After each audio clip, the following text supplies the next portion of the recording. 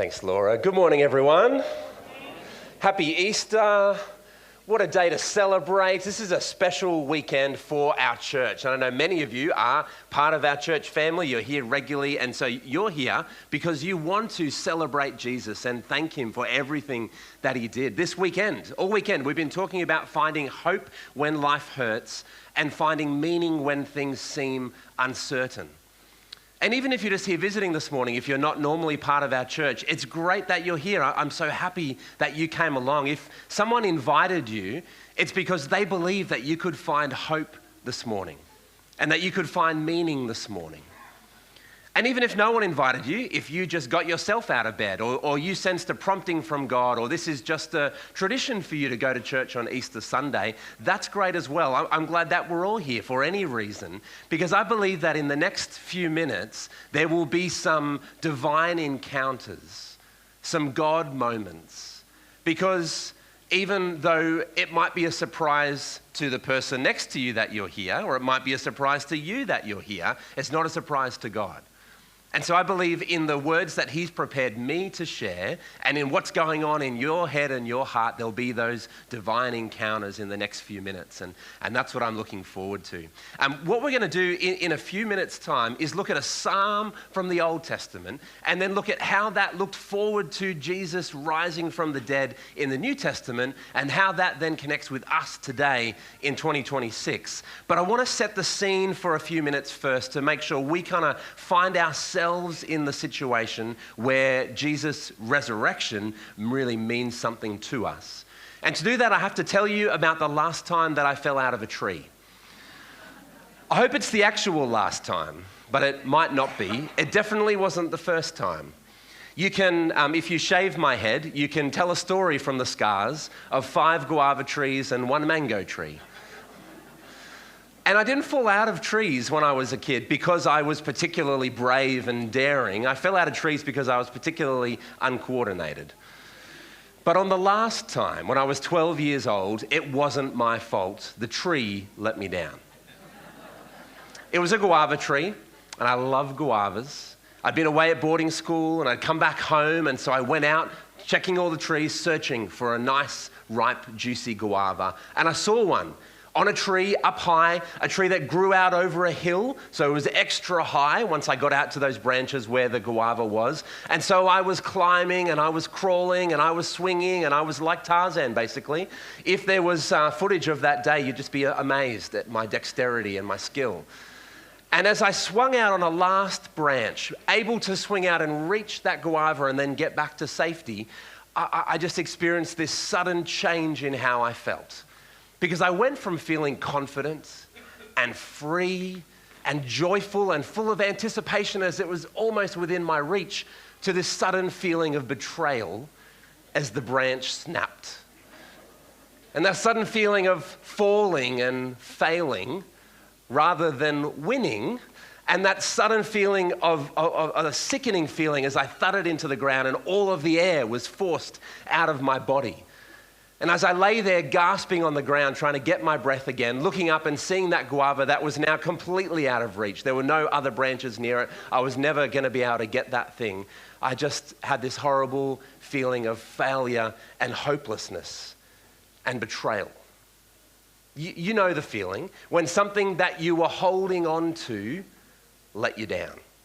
When something that you were leaning on let you down and failed you. When something that you'd been standing on gave way.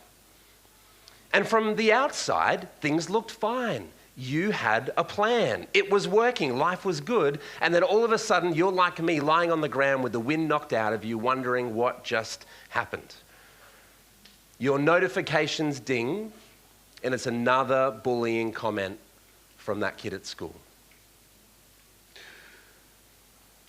You glance over at your spouse's phone and see a romantic text message from someone else. When the doctor says it's cancer. When the paramedic says, I think it's broken. When your manager says, we're not going to renew your contract. And other times, it's not so sudden. Other times, it creeps up on you slowly. fuel prices rise and grocery prices rise and coffee prices rise and all of a sudden you're out of money and it's still 3 days until payday. Or you miss a few days at school and then you miss another few days at school and then you miss another few days at school and then you're sitting in the exam and you don't even understand the question, let alone know what the answer could be. Or you've been spending less time together because you've both been busy and there's been some miscommunication and the vibes are off and all of a sudden you're having that conversation of, I think it's over. And you're lying on the ground with the wind knocked out of you and you just start going, what was I holding on to? What was it that I was holding on to? And it's not just a guava question, it's a life question. And that's exactly, that moment on the ground, that's exactly where the story of Easter meets us. You know, on Friday, Laura led us through Psalm 22 as it pointed ahead to Jesus on the cross. That psalm doesn't avoid pain, it gives words to pain, that life can hurt. And back when I was 12 years old and swinging out on a branch of a guava tree, I felt strong and secure and safe, but I had a harsh surprise coming that life can hurt. And it would have been okay if I had expected the branch to break. You know, like if I had been swinging out on a pool noodle and it broke, well then I wouldn't have been surprised. Like that, there's a good chance that's going to happen. If there'd been a long bit of spaghetti and I'd swung out on the spaghetti, I'm like, well of course that's going to break. I'm not surprised that I'm lying on the ground. If I'd swung out on a rubber band, then that's also going to break. So I wouldn't really be shocked and upset when I fall and all the air gets knocked out of me. But it was because I trusted the branch that the betrayal hit hard. I don't know if you've ever seen any of those videos where people test how many of something it takes to hold you up. And so, you know, I've seen one of cable ties where a guy's like, how many cable ties do you think it's going to take to hold my whole weight? And so he's got a pull-up bar and he loops a cable tie over and he locks it in and then he hangs off of it and straight away, snap, he crashes to the ground. He goes, all right, it's not one. And he does two. And he holds on and snap, snap, and crash to the ground. And he just goes 5 and 10 and 15 and 20. And each time, like one by one, they snap and he falls to the ground. And then he finally realizes it's 29. It's not 28, but 29. That's all it takes, 29 for this guy, cable ties, and he'll be held up. Now, here's the question. What are some things that you and I rely on to hold us up? That we genuinely use in our life to try and hold us up? And how many does it take? If you're still chasing it, if you haven't found it yet, how many do you reckon? 1 wasn't enough, 2 wasn't enough, or this relationship wasn't enough, and that didn't work out, and this job fell apart, and these grades, this report card, this isn't enough for me. How many would it take of the things that you're using to try and hold yourself up? And none of those things are bad. Guava branches are good. Cable ties are good. Relationships, we need those. Good grades are worth working towards. And most of us need a job. They are all good things, but none of them were designed to hold your whole life. None of those things were designed to be able to hold you up entirely. They were never meant to, and they never will. So now we come to the psalm.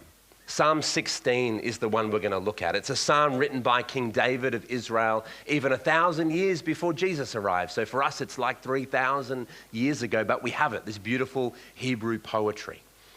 And I want to read to you the first 8 verses of the psalm. They'll be on the screen as well. This is King David as he writes this poem, this song to pour out his heart to God and about God. He says, "Keep me safe, O God, for I've come to you for refuge. I said to the Lord, you are my master. Every good thing I have comes from you.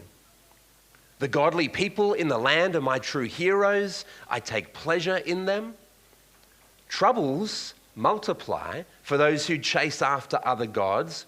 I'll not take part in their sacrifices of blood or even speak the names of their gods. Lord, you alone are my inheritance, my cup of blessing. You guard, you protect all that is mine. The land you've given me is a pleasant land. What a wonderful inheritance. I'll bless the Lord who guides me. Even at night, my heart instructs me. I know the Lord is always with me. I'll not be shaken, for he's right beside me. Beautiful psalm, a great one to read at night. If fear is gripping you or you're struggling to sleep, Psalm 16 be a great one to save and come back to. David had chosen to hold on to God as the strongest thing, the strongest person in his life.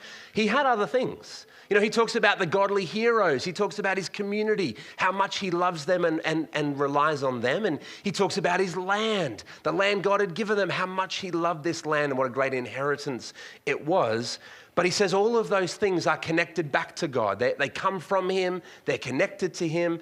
And so it's God as the source of every good thing he has. It's God that he's holding on to. It's God that he's hanging on. And so if we shift the metaphor to hanging on to something, to standing on something, you can see that David has decided to build his life on God, to have God as the strong foundation, that then other things, like his community, like the land he has, those rest on God. They come from him. Everything comes back to God, which means that if his heroes fall, he's going to be okay because his ultimate foundation is still in God. If his land gets taken away from him, if he gets taken away from the land, he's still on his foundation because those other things are built on God himself. And we all do the same. We all build our life on different things. Some of us might build our life on our community or our relationships or our heroes. Some of us might build it on our land or our home or our possessions, and I trust and I rely on those things. There's something there at the core of your hopes. If I could just have enough. There's something at the core of your anxieties. If I can just organize and have this sorted out, if I can just be in control of this part of my life. There's something at the core of your decisions. If I can just find the right person and commit to them, then I'll have a strong foundation. But it's when life hurts, and it's when life is meaningless that we find out if what we're standing on is actually strong enough or if it's going to let us down. And the reality is that when your life is shaken, that most of us have discovered that everything can be torn down. Everything can be broken and fallen apart. Everything will let us down until all we've got is what we've placed at the very bottom, and sometimes even that can crack and fall apart. Because no one who has relationships or a relationship as their foundation is going to cope when that relationship ends. No one's going to like it, no matter who they are, but you're not going to cope if that is your strong foundation. No one with a foundation in order is going to cope when someone else is setting the terms. And no one with a foundation in success is going to thrive when they fail. And we're all going to have relationships end. And we're all going to fail. And we're all going to be out of control at times. And most of us have felt that already. And so David's example in this psalm is perfect for us. He's saying, hey, all this other stuff is good, but for me, what I've chosen is to have God as my firm and strong foundation. And so how about for you? If some of those other things were broken apart or taken away or shaken, and for some of you they already are, for some of you they are right now, that everything has been taken away from you, how would you cope?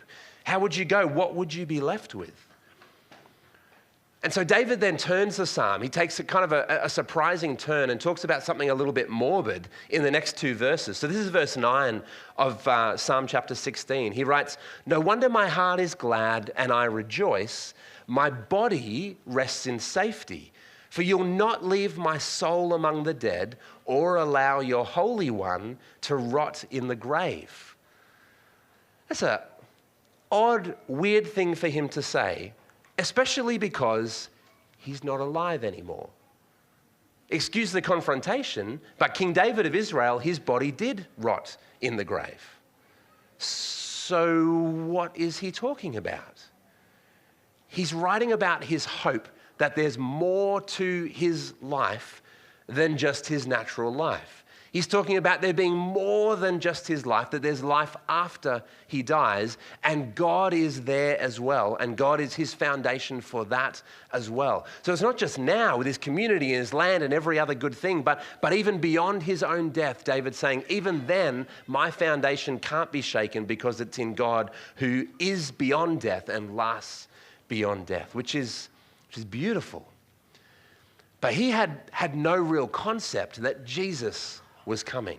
And so our meaning from Psalm 16 gains this whole new depth when we get to the New Testament. So fast forward with me 1,000 years to Acts chapter 2. And Jesus' first disciples are there in the city of Jerusalem, still pretty confused, even though they've seen Jesus face to face. They saw him alive after he died. They're still trying to make sense of it. But what he said to them just before he went back to heaven, he said, wait. Just wait in Jerusalem and you will receive power when the Holy Spirit comes and rests upon you. So like, all right, something more is going to happen. We just got to wait. So they're there, maybe even in that very same upper room that they had the Last Supper in. Maybe in that very same upper room where Jesus came and appeared to them after he rose from the dead. They're there in that room and it happens. This incredible experience. It's amazing. It fills their hearts with joy. It's noisy. They all start just talking about how amazing God is and what Jesus has done. And it's so loud, people all around in the streets around the city hear it and they come running. And they're from all over the near world. They've all come on their camels and their donkeys and they've walked for kilometers and kilometers to be there in Jerusalem for a festival. They all have their own languages. They're hearing what the disciples are saying about Jesus in their own languages. And they're like, what in the world is going on? Just causes this huge uproar. The streets are packed, thousands of people. And so Peter the disciple, he stands up to speak and he says, hey, quieten down. Quieten down, listen up. Listen up. Let me explain what's happening. We aren't drunk. I know it looks like it. We're pretty crazy, but we aren't drunk. It's super early in the morning. We haven't even started drinking yet. This is exactly what Jesus promised was going to happen. And remember, this is even what David promised in the Old Testament. You guys have read the Old Testament. Remember, in the 16th Psalm, David said that God wouldn't allow him to die and stay dead, but he did. This is what David was talking about. So let me pick up from Acts chapter 2, verse 29. This is what Peter said that day. He said, dear brothers, speaking to the whole crowd, brothers and sisters, think about this. You can be sure that the patriarch David wasn't referring to himself, for he died and was buried, and his tomb is still here among us. But he was a prophet, and he knew that God had promised with an oath that one of David's own descendants would sit on his throne. David was looking into the future and speaking of the Messiah's resurrection. He was saying that God would not leave him among the dead or allow his body to rot in the grave. And here's the verse. Here's the quote from Peter. If you hear nothing else today, remember this. God raised Jesus from the dead. And we're all witnesses of this. This is not just like a cool line in a textbook. This is a man speaking on the streets of dusty Jerusalem in the first century saying, hey, us and all these other people who you hear talking in languages that you understand, we're all witnesses that God raised Jesus from the dead. Everything hinges on this. You can read the Psalms and they're beautiful, profound. God can speak to you through them. You can do your best to honor God with your life and try and search the Bible and find him and do what you think he wants. Jesus' teaching and Jesus' miracles are amazing. He did die on the cross, killed by the system, carried the sins of the world, he said, but it means nothing if his body is still in the grave. Everything hinges on this quote from Peter. God raised Jesus from the dead, and we're all witnesses of this. And here's the best part. It doesn't just change all the historical facts. It doesn't make Easter just a nice story. It doesn't mean that Easter is a symbol of new beginnings and it's a spiritual metaphor. It's way better than that. It's this bold claim that because Jesus died and lives again, he's the only one. The only thing that we can have complete trust in. Because it means death's not the end. And pain's not the final word. And your past sin doesn't have to define your future hope. And no matter what branches snap in your life, Jesus will remain strong and solid. And no matter what foundation is shaken or split apart or taken away from you, if your foundation is in Jesus, he can never be taken away from you. Now, if I was standing here on a pile of balloons, I would not feel very solid. I'd probably pop, pop, pop, snap straight to the ground and then pop everything in my back on the way down. If I was standing on a pile of slime, it would be super slippery. I would not feel secure at all. But as I stand here on this stage, I feel pretty good. I mean, it creaks, if I can find it. It creaks in places. You'll hear it as I wander around. But it's pretty strong. It's pretty secure. I know the people who built it. But if there was a Category 5 cyclone coming straight for us, I would not want to be standing right here because this stage and this building is not strong enough for me in that moment. Now, there's a lot of Christians who think that because they trust in Jesus, that all of the storms in their life will be taken away from them, that they won't have to worry about anything. Jesus is large and in charge and will get rid of all the bad stuff and life will just be good all the time. But you and I have lived long enough to know that that's not realistic. And that's not what Jesus promised at all. It's not an idea that you'll find in the Bible. In fact, Jesus promised something way better than that. Way better than life being perfect all the time. Jesus offers a hope that holds. Jesus offers a hope that is strong and secure. Jesus offers a hope that's greater than anything a Category 5 cyclone could throw at you. He's a foundation stronger than anything that you could ever try and stand on. And because Jesus wasn't abandoned in the grave, it means that we can rely completely on him. He's the only person to have ever predicted, I'm going to be killed, but don't worry, I'll be back. A couple of days later, on the third day, you will see me again. Now, other people have tried. He's not the only person to have ever said that. He's the only person to have ever said it and then pulled it off again. And so if he says that and he does that, and as Peter said, we've all seen it, then I want to put everything that I've got on that guy, because that means that he's not only good for this life, he's good for the life to come as well, which is why David finishes his beautiful prophetic psalm with verse 11. He wrote 3,000 years ago, "You will show me the way of life, granting me the joy of your presence and the pleasures of living with you forever." In the last few years, I've experienced some cyclones. And not really the physical ones. They haven't been so bad for me.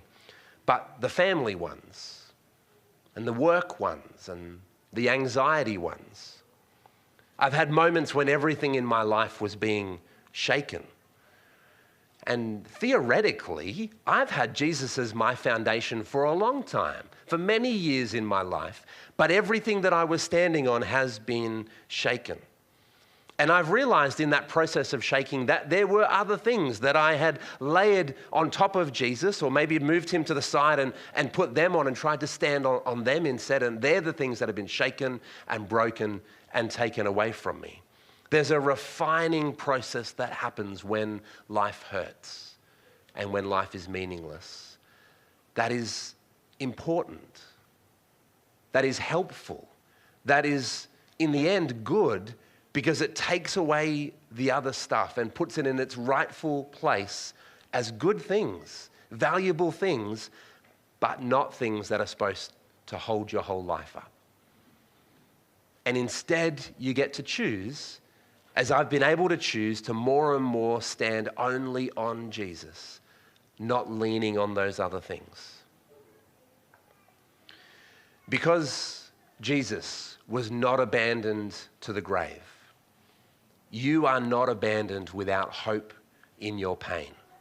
He is with you. You are not abandoned without forgiveness for your sin. He can take it away.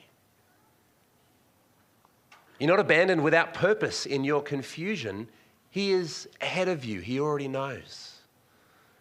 And you're not abandoned without a future beyond even your own death, because he is already there.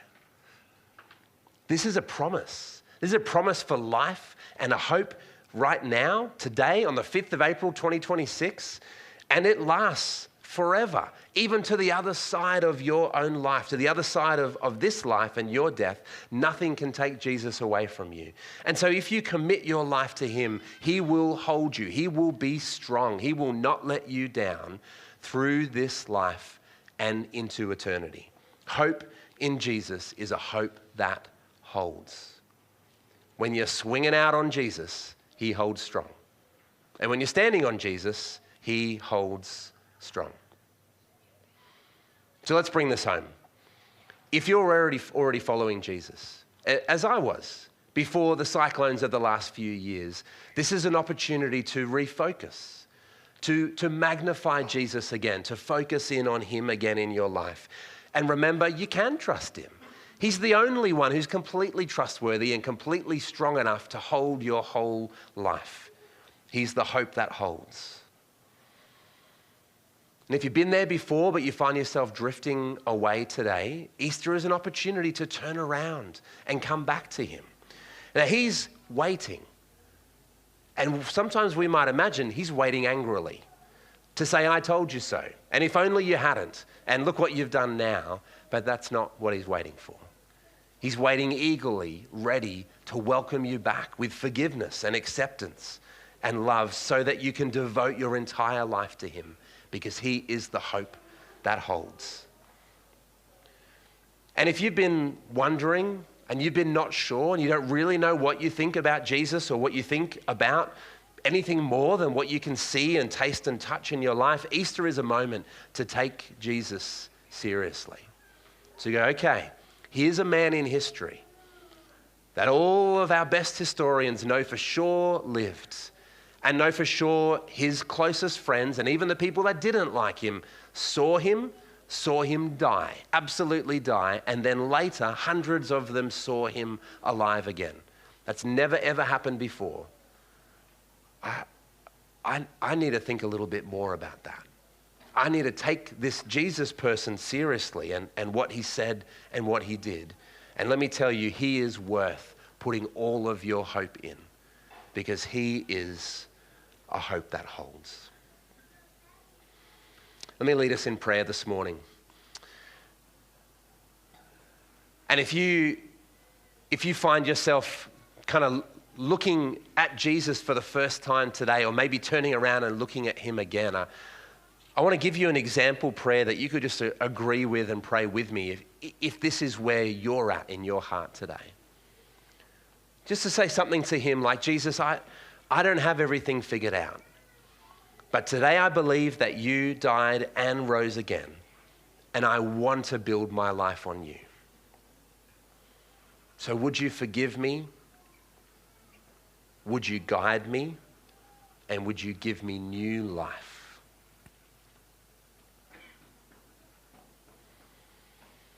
And if you find yourself this morning continuing to follow Jesus, that you came here today because of him, because it's Easter, because you wanted to be reminded, refreshed, and have your hope renewed today, just know that in your life, your foundations will be shaken.